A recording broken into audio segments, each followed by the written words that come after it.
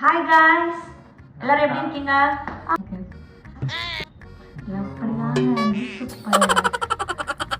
Hi class, எப்படி இருக்கீங்க எல்லாரும்? வந்து தொடர்ந்து வீடியோ போடுறதா சொன்னோம்.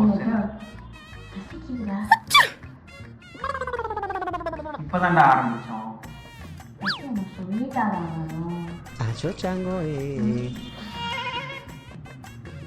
சரி, என்ன வேணும்? பாப்பா இருக்கீங்க, ஆர்டர் சொல்றேன். முதல்ல பிரியாணிக்கு என்கிட்ட காசு இல்லை, அமைதியா இருக்கு. இவர் சாப்பிட்டா நாட்டுக்கோழி பிரியாணி தான் சாப்பிட்டு வருவாரு.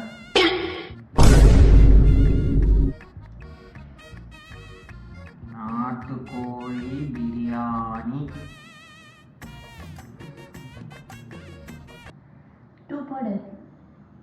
400 ரூபாய் காட்டுறானுங்களா? ஆஃபர் இருக்குமே. கூப்பன்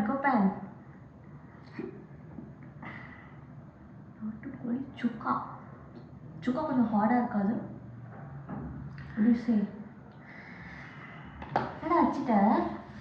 அதாவது நம்ம நாட்டுக்கோழி வாங்கி பிரியாணி செஞ்சாலே 500 ரூபாய்லாம் முடிஞ்சிடும். நாட்டுக்கோழி பிரியாணி 499 ரூபாய். டேக்ஸு, டெலிவரி சார்ஜஸ் சொல்லிட்டு அது ஒரு 70 ரூபா போடுறாங்க. இதில் ஐஃபோன்னா இன்னும் அதிகமாக போடுறானுங்களாம். இதுக்கு மேலே ஒரு நாட்டுக்கோழி பிரியாணி வேணுமா? Welcome to our channel. இன்னைக்கு நம்ம இந்த வீடியோல எங்களோட நாட்டுக்கோழி பிரியாணி எப்படி சாப்பிடுறதுன்னு பார்க்க போறோம். அதான் கிடையாது, காதல் கதையை பார்க்க போறோம். ஓஹோ, காதல் கதையோ? ஆமா. ஒன் ஃபைன் டே ரோட்ல ரெயின்ல அப்படிலாம் சொல்லணும்னு எனக்கு ஆசை தான். ஆனா அப்படியெல்லாம் எதுவுமே நடக்கல. இது ஒரு விபத்தா? அழகான விபத்துன்னு சொல்லலாம். இப்படி எல்லாம் தப்பிக்க வேண்டியதா இருக்கு. சொல்றா. ஓகே, ஆக்சுவலா வந்து எல்லாமே அன்எக்ஸ்பெக்டடா நடந்துச்சு. நான் வந்து ரொம்ப நாள் ஆசை, அது வந்து சரி டான்ஸ் கற்றுக்கலாம், டான்ஸ் ஆட போகலாம் அப்படின்னு சொல்லிட்டு டான்ஸ் ஆடலாம் அப்படின்னு சொல்லிட்டு ஒரு டான்ஸ் ஸ்டுடியோ போயிட்டு சேர்ந்துட்டு அவன் இதெல்லாம் பண்ணுவாங்க. சேர்ந்துட்டேன். நான் வந்து சரி ஓகே அப்படின்னு சொல்லிட்டு டான்ஸ்க்கு கிளாஸ்க்கு ரெகுலராக போயிட்டு இருக்கும்போது இவங்க மட்டும் வந்து இவங்க பெரிய லாடுன்னு அனுப்பி உங்களுக்கு என்ன மட்டும் தனியாக ட்ரெயின் பண்ணுங்க அப்படின்னு சொல்லிட்டு தனியாக ட்ரெயின் பண்ணிக்கிட்டு இருந்தாங்க. ஆமாம், 1-on-1 செஷன் போயிட்டு இருந்தாங்க. ஆனால் வந்து நான் வந்து நம்மளாம் லோக்கலு, அதுவும் இல்லாமல் பாவப்பட்ட ஜென்மம் வேறு. அதனால வந்து கும்பலாக கற்றுக்கிட்டு இருந்தோம். அதுக்கப்புறம் அப்படியே போயிட்டே இருந்தது கொஞ்ச நாள். இவங்க வந்து என்னை பார்த்துருக்காங்க. இவங்களுக்கு ஆமாம், நான் வந்தப்போ ஃபஸ்ட்டு நாள் வந்துட்டு பார்த்தேன். அப்போ தான் டான்ஸ் கிளாஸ் நான் ஜாயின் பண்ணுது. அப்போ கிளாஸில் பார்த்தா ஒருத்தவங்கள்ட்ட மூச்சு வாங்கி வேர்க்க ஐ திங்க் டான்ஸ் ப்ராக்டிஸ்லாம் முடிச்சுட்டு வெளியில் வந்தான் போல இருக்கு. ஷூ இப்படி கையில் வச்சுக்கிட்டு அப்படியே வந்தான். எப்படி அப்படி பார்த்தேன். எனக்கு என்ன கண்ணு தெரியாதா? எனக்கு புரியலையே. வெளியில வருது, அப்படியே பார்த்தேன். திருன்னு முழிக்கிறான் அப்படின்னு நினைச்சிட்டு அப்புறமா யாரா இந்த பையன் நல்லா புசுன்னு அழகா இருக்கால அப்படின்னு நினைச்சேன். அப்புறம் அவ்வளவுதான், அதுக்கு மேல ஒன்றும் நினைக்கல. ஜஸ்ட் சைட்டு கூட இல்லை, அப்படி நினைச்சிட்டேன். அப்புறம் அப்படியே போயிட்டான். ஆமாம், அப்படியே போயிட்டே இருந்தது. அதுக்கப்புறம் கொஞ்சமாக பேச ஆரம்பித்ததுக்கப்புறம் 2 பேரும் ஃப்ரெண்ட்ஸ் ஆனோம். நான் வந்து அப்போ வந்து ரிலேஷன்ஷிப்குள்ளே போகிற ஐடியாவில், ஏன்னா அப்போ தான் நம்ம ஒரு ஹார்ட் பிரேக்கில் வேற இருந்தோம். அதனால வேணாண்டா அப்பா, ஒரு கும்பிடுறா, பெண்களுக்கு ஒரு கும்பிடு, காதலுக்கு ஒரு கும்பிடுன்னு சொல்லிட்டு நான் பாட்டுக்கு அப்படியே என் வேலை உண்டு நான் உண்டு அப்படின்னு சொல்லிட்டு ஆஃபீஸு, ஜிம்மு, அதுக்கப்புறம் டான்ஸ் ஸ்கூலு. ஏன்னா டான்ஸ் ஸ்கூல் வந்து வாரத்தில் 2 நாள் தான். அதனால வந்து அதுக்காக பெருசாக டைம் ஸ்பெண்ட் பண்ணணுன்ற அவசியம்லாம் கிடையாது. அப்படி போயிட்டு இருந்த நேரத்தில் அதுக்கப்புறம் வேணாம் அப்படின்னு இருந்தேன். அது எப்படி சொல்றது, ரொம்ப நல்ல பையன் ஓகேவா. பேசின போது அப்படி தெரிஞ்சுது, ரொம்ப நல்லா பார்த்துப்பான்னு தெரிஞ்சுது. அந்த பொண்ணுக்காக என்ன வேணா பண்ணுவான். மோரோவர் ரொம்ப லாயலா இருந்தான். இதெல்லாம் என் கண்ணு தெரிஞ்சுதான் உனக்கு? நீ பேசுறதுல தெரிஞ்சுது. அவன் வந்து நான் ஏதாவது கேட்கும்போது நாங்கள் சும்மா ஷேர் பண்ணிப்போம், ஏதாவது பேசிட்டு இருப்போம் ஜென்ரலா. அப்போ வந்து கொஞ்சம் கொஞ்சமா தெரியும் போது இப்படிப்பட்ட பையனை எப்படி மிஸ் பண்ணலாம். நம்ம அப்பா அம்மாவே பார்த்தாலும் கண்டிப்பா இப்படிப்பட்ட பையன் கிடைக்கவே மாட்டான். அது ரொம்ப உண்மை. இந்த ஜென்ரேஷன்ல இருக்கிறாங்க. நான் இல்லவே பசங்க இல்லவே இல்லை, இவன் ஒருத்தன் தான் அப்படிலாம் சொல்லலை. நல்ல பசங்க நிறைய பேர் இருக்கிறாங்க. ஸோ எனக்கு வந்துட்டு ஏன் இவனை மிஸ் பண்ணி இவ்வளோ ஒரு நல்ல பையன் அப்படின்றப்போ இவனே கல்யாணம் பண்ணிக்கிட்டு நம்ம லைஃப் நல்லா இருக்கும்ல அப்படின்னு தோணுச்சு. அதுக்கப்புறமா தான் வந்து ரொம்ப பிடிக்க ஆரம்பிச்சிடுச்சு. ஃபர்ஸ்ட் அந்த ஐடியாலாம் கிடையாது, சும்மா சைட்டு கூட இல்லை, ஏதோ நல்லா இருக்கிறான் அவ்வளோதான், அப்படிதான் தோணுச்சு. அதுக்கப்புறம் ஒரு ஸ்டேஜில் வந்து கல்யாணம் பண்ணிக்கிட்டா நல்லா இருக்கும், இவனை தான் கல்யாணம் பண்ணிக்கணும் அப்படின்னு தோணி அப்புறமா கேட்டாச்சு. எனக்கு ஒரே வெக்கங்கள் நான் அப்புறம் என்னங்க வேணும், மோரோவர் வெளி அப்பியரன்ஸை விட ரொம்ப நல்ல மனசு உள்ளயும். ஸோ எனக்கு வந்து கொஞ்சம் அடிஷ்னல் பெனிஃபிட்டாக வந்து அழகாகவும் கிடச்சிட்டா, அவ்வளோதான். இதுக்கப்புறம் எந்த பொண்ணாவது விட்டுட்டு போனால் எப்படி ஒரு பையனை மிஸ் பண்ணால் அதை விட முட்டாள்தனம் யாரும் இருக்க மாட்டாங்க இல்லையா. அதனால நான் ரொம்ப கிளவராக யோசிச்சு இந்த பையனை நான் பிடிச்சிக்கிட்டேன். இதெல்லாம் நான் சொல்லி கொடுக்கல, நான் பேச சொல்லல, அவங்களாவே பேசுனது. நான் வந்து சொல்லி கொடுத்து பேசினாங்கன்னு நினச்சிங்கன்னா அது கிடையாது. அப்புறம் வந்து நம்பர் எக்ஸ்சேஞ்ச் பண்ணிக்கிட்டு பேச ஆரம்பித்தோம். ஒரு 3-4 மாதம் பேச ஆரம்பித்தோம். அதுக்கு எனக்கு அவங்க ஒரு நல்ல ஃப்ரெண்டு அப்படிங்கிற ஒரு இன்டென்ஷனில் தான் நான் வந்து பழகிட்டு இருந்தேன். ஆனால் பிடிக்கும்ல ஃப்ரெண்டா, பிடிக்கும். நான் வந்து நல்ல பையனான்னு கேட்டாலும் கிடையாது, ஐயோ பொண்ணுங்கண்ணா அப்படி பேசணும் அப்படிலாம் கிடையாது. ஆனா ஒரு பொண்ணை பொறுத்த வரைக்கும் ரொம்ப நல்ல பையன், அப்படி ஒரு பொண்ணு இருந்துட்டா அந்த பொண்ணுக்கு நல்ல பையன். நம்ம ஒரு கமிட்மெண்ட்குள்ள போயிட்டோம்னா அந்த பொண்ணுக்கு மட்டும் உண்மையா இருக்கணும், அது மட்டும் உண்மை. மற்றபடி நான் கமிட்மெண்ட் இல்லாதப்ப ஜாலியாலாம் சுத்திட்டு இருந்தேன், அதில் ஓகே. ஒரு கமிட்மெண்ட்குள்ள போயிட்டோம்னா அவங்களுக்கு லாயலா இருக்கிறது தான் மேட்டர். அது அப்படி இருந்துட்டோம்னால லைஃப்ல பிரச்சனையே இல்லை. இப்போ என்னோட கேர்ள் ஃப்ரெண்ட் என் ஃபோன் கேட்குறாங்கன்னா இந்த அப்படின்னு சொல்லிட்டு நான் தைரியமா கொடுப்பேன்.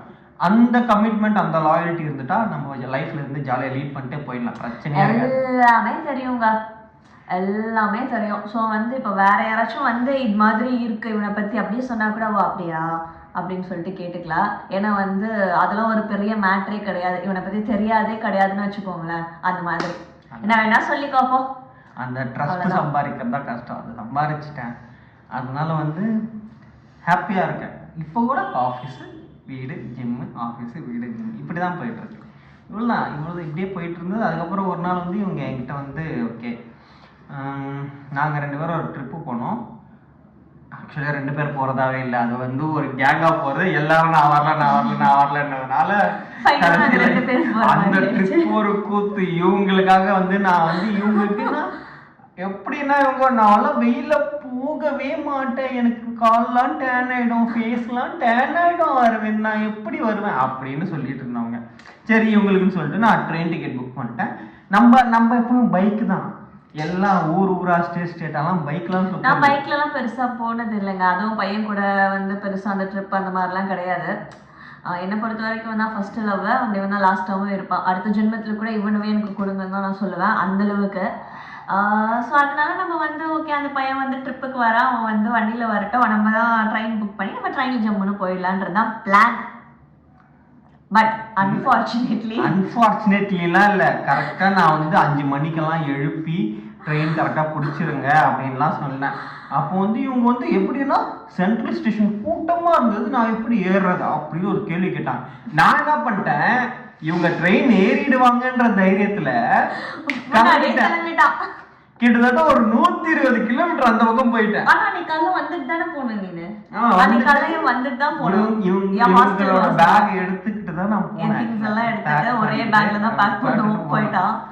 அது என்ன கொடுமைன்னா ட்ரெயினை மிஸ் பண்ணிட்டேன்றாங்க. எனக்கு சரியான கோவம். செம்ம கூட்டங்க அங்க சென்ட்ரல் போனா. நான் இது வரைக்கும் தனியா அமைதியா இருந்தது இல்ல, நான் தனியா போனது கிடையாது ரயில்வே ஸ்டேஷனுக்குலாம் கூட. இப்ப நினைச்சா கூட எனக்கு கோவம் வருது. இப்ப நினைச்சா எனக்கு கோவம் வரலங்க, இல்லனா இந்த மாதிரி ஒரு அழகான அதனால கோவம் வருது, அதனால கோவமே வருது. ஏதோ அதிர்ஷ்டம், இவன் பண்ண அதிர்ஷ்டம், நான் ட்ரெயினை மிஸ் பண்ணி ஒன்னா போய் இவனுக்கு ஒரு அழகான லைஃப் கிடைச்சிருக்காங்க பாரு. கூச்சமே இல்ல, கொஞ்சம் ஆப்வியஸா you are very lucky, God bless you. அதுக்கப்புறம் நான் திரும்ப 120 கிலோமீட்டர் சென்னை வரைக்கும் வந்து மறுபடியும் கூட்டு போனேன். சாதாரணமா நான் அந்த இடத்துக்கு போயிருந்தேன்னா ஒரு 5 ஹவர்ஸ்ல போயிருப்பேன். இவங்க கூட போனதால நைட்டு 10 மணிக்கு அந்த இடத்துக்கு ரீச் ஆனேன். ஃபர்ஸ்ட் டைம்ங்க அவ்வளோ நேரம் லாங் டிரைவ்ல போனோம், பொறுமையா உட்காந்து சாப்பிட்டு ஜூஸ் குடிச்சிட்டு அந்த மாதிரி ரெஸ்ட் எடுத்து போனோம். இப்போல்லாம் நம்ம லாங் ட்ரிப்புக்குலாம் அவ்வளோலாம் தேவை கிடையாது. என்ன ஒரே ஒரு விஷயம், கை கால் கெடுக்குதா, போடு க்ளவுஸை, காலில் போடு சாக்ஸ், அவ்வளோதான். ஜாலியாக இருக்கு. இப்போ பழகிட்டோம். இப்படி பேசுறவங்களும் நம்பாதீங்க, இப்பயும் அப்படியே தான் இருக்காங்க. அப்படியெல்லாம் இல்லைங்க. இப்போல்லாம் வந்து நம்ம எங்கள் ரோகு எடுத்தோம்னு வச்சுக்கோங்களேன், செம்மையாக அப்படியே ஒரு திருவுனா போதும். ரோகு வேற யாரும் இல்லைன்ற வண்டி தான். அதுக்கப்புறம் சரி நாங்கள் போயிட்டு அங்கே வந்து கிளம்பிட்டோம், அங்கே போயிட்டு ரீச் ஆகிட்டோம், எல்லாமே ஓகே. அதுக்கப்புறம் திடீர்னு ஒன் ஃபைன் நைட்டில் தான் இவங்க கேட்டாங்க, லைக் ப்ரப்போஸ் பண்ணல, நான் கல்யாணம் பண்ணிக்கிறேன்னு கேட்டாங்க. அப்போ தான் கல்யாணம் பண்ணிக்கிறேன்னு கேட்டாங்க. நான் அதான் சொன்னேன், நான் ஒரு ஹார்ட் பிரேக்கில் இருந்தேன். சரி ஃப்ரெண்ட்ஸாக போக வேண்டிய ட்ரிப்பு வந்து ஃப்ரெண்ட்ஸ் வரலன்னு சொல்லி நாங்கள் 2 பேரும் போனோம். அதுக்கப்புறம் அப்படியானது நான் வந்து எனக்கு சொல்லிட்டேன், எனக்கு ஒரு 2 years டைம் எடுத்துக்கலாம். டைம் 2 yearsலாம் சொல்லலை, டைம் வேணும் இந்த மாதிரி அப்படி சொன்னா. கொஞ்சம் டைம் வேணும், ப்ராப்ளம் இருக்கு. 2 yearsனா இப்போ சொல்ல கிடையாது. நோ 2 yearsலாம் சொல்ல, இந்த மாதிரி இருக்கு அண்ட் மோரோவர் எனக்கு கொஞ்சம் டைம் வேணும் அப்படி சொன்னா. அவங்களுக்கு அந்த 2 காலில் விழல. 2லாம் டிக் போட்ட ப்ராமிஸ்ங்க. 2லாம் ஆர்கியூ பண்றாங்க வர இல்ல, ஃபேக்ட் சொல்றேங்க. அடுத்து சொல்லு. அதுக்கப்புறம் வந்து சரி அப்படின்னு சொல்லிட்டு அப்படியே அப்பவும் நாங்கள் ஃப்ரெண்ட்ஸாக அப்படியே மூவ் ஆகிட்டே இருந்தோம். அதுக்கப்புறம் திரும்ப வந்துட்டோம், ட்ரிப்பில் இருந்தாலும். அதுக்கப்புறம் வந்து டான்ஸ் ஸ்கூல் போகிறது இப்படியே ரெகுலராக ரொட்டீன் போயிட்டே இருந்தது.